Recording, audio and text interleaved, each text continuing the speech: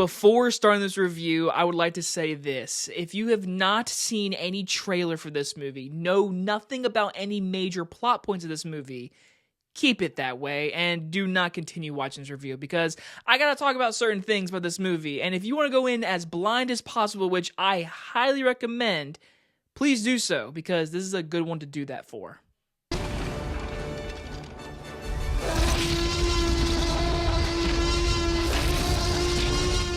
Companion stars Sophie Thatcher and is about a billionaire's death sets off a chain of events for Iris and her friends during a weekend trip to his lakeside estate. From writer and director Drew Hancock in his film feature debut, we are talking the brand new movie Companion. From the teaser trailer alone, I was hooked to this movie. It was a weird, different, but a unique teaser trailer that I was like, I want to see that. But the big thing, of course, is it's from the people who made Barbarian. I love that movie. And so I wanted to see this movie. I was really intrigued on this movie. It was a January release, so I was a little hesitant, but I got to see it early tonight, and I can completely tell you, go see this movie. This is a really cool, unique movie, and I know the past couple years we have gotten a ton of information on AI, artificial intelligence, and this movie is another one, but I would like to get straight into the positives. First things first, the directing of this movie is so strong. Now, I will say, this is a horror movie, but the director of this movie really took his script and made a movie that is thrilling, horror very much, comedy, and romance. And I love that the teaser trailer said from the people that made The Notebook, because this movie is a good date night movie, honestly. There's got some romance in this movie. You obviously have Sophie Thatcher as our main character, who is honestly killing it right now. I just can't wait to see where she goes next. She is freaking good in this movie. I thought she was great in Heretic. She's even better in this movie. I absolutely loved her in this movie. She was so good. She stole every scene in this movie. But Jack Quaid is another performer in this movie that I absolutely loved. I think he is so good at playing that really nice guy. But there's something about him, like, I don't know about you. We all saw that in the Scream movie. He continues that same kind of performance in this movie, and he is very good in the movie. Their relationship is very viable. You love their chemistry. When you're first watching this movie, obviously there's something gonna happen because there's just something in the air in this movie. It sets up a good atmosphere of this movie. And again, to this house, everything's going well.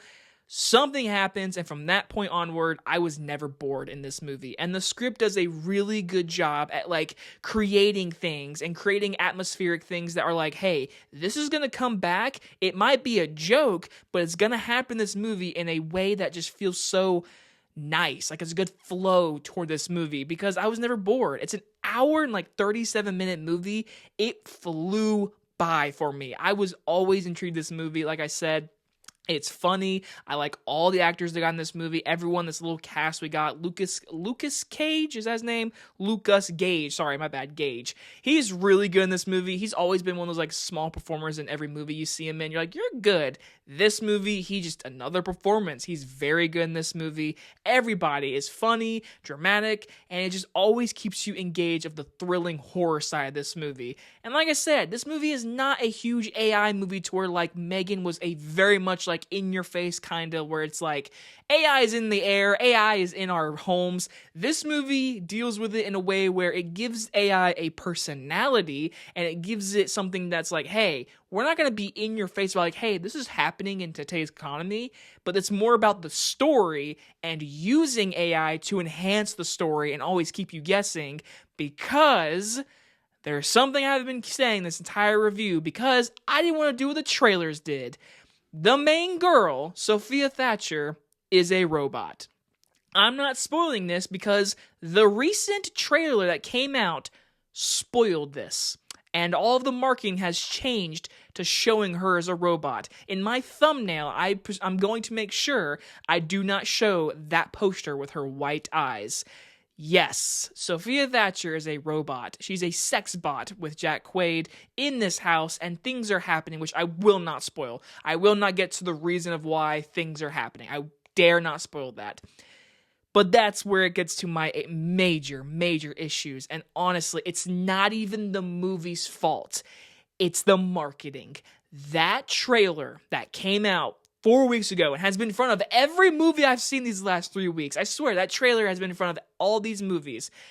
It spoils the movie. That twist of her being a robot ruined the movie.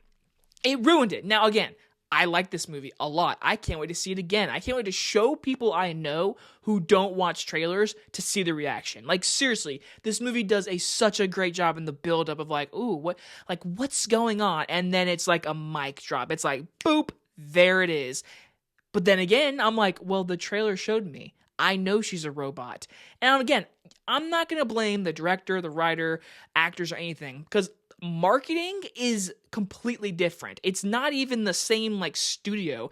Like New Line probably hired some outside studio and was like, hey, you're good at marketing and trailer editing. Can you do ours for this movie? And they paid them to do their stuff. Then they looked at the marketing and was like, all right, we're going to approve of this. So New Line Cinema is the people to blame because they're like, all right, we're going to show off that she's a robot. It literally takes away from a lot of this movie, and it makes me so mad because I wish I was somebody that has no idea that was coming, because it is, in the movie, when you watch it, it's a great moment. It is like, oh shit. It's an oh shit moment, but it's completely gone because of the fucking trailer. It pissed me off. Now again, there's other stuff in this movie I will not spoil that I did not see coming. I was like, oh shit. I was like, oh. But there is one plot point. Again, I cannot say anything about spoiling it, but I will not do that. There's a plot point in this movie that is not shown in the trailers, and when it happens, it's definitely cool. I'm like, oh, that's intriguing. I like this. But after the movie was over, and I was thinking about it, I was like, wait a minute, that doesn't make sense, because why would this certain thing be here because of what's going on? Why would that specific thing need to be there? Because it can entirely ruin stuff. Again, I'm trying not to spoil the movie because I don't want to spoil anything for this movie. And little slight issues. Sometimes I do flashbacks. Sometimes I do it for like fake memories and everything. And sometimes it's funny. I wasn't a big fan of all the flashbacks placements. I thought they kind of took away from the moment that we're in, and I just didn't really care for it. That you do that quite a bit in this movie. There's even a moment where someone is killed, and they tell it by going back after we're in that moment. I'm just not a fan of that. That's not my favorite type of filmmaking. I like flashbacks, but I mean, I don't hate them, but it's how they're placed, and I just don't think the movie did a good job placing the flashbacks. Again, that's a nitpick thing, so either way, it's a good movie. It's unique, it's original, I was always engaged, it's funny, it's got romance, and for crying out loud, it's a horror movie in January that's really damn good. Unfortunately, the damn trailer ruined this movie and the surprise value, the shock value. Because I'm telling you right now, if I didn't see a trailer and I didn't know that she was a robot, this movie would have been 10 times better. And it saddens me. I really do hate that. But again, if you didn't see the marketing for the movie itself, it's damn good. I'm going to give Companion an A-. And before any of you who are fans of me go to my comments and say, Jacob, you're a hypocrite, and I'm gonna be like, why? You love Abigail. It was your favorite movie last year, but the trailer showed that she was a vampire. You know what? You're very much right. But the thing is with that movie didn't completely rely on that twist. It was more of like, it would have been a really cool surprise.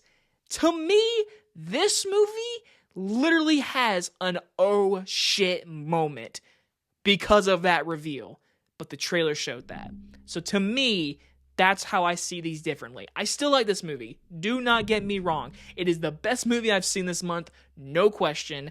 But damn it, that trailer. Damn. And guys enjoy this movie review. I'll see you guys on the next one. Bye, everybody.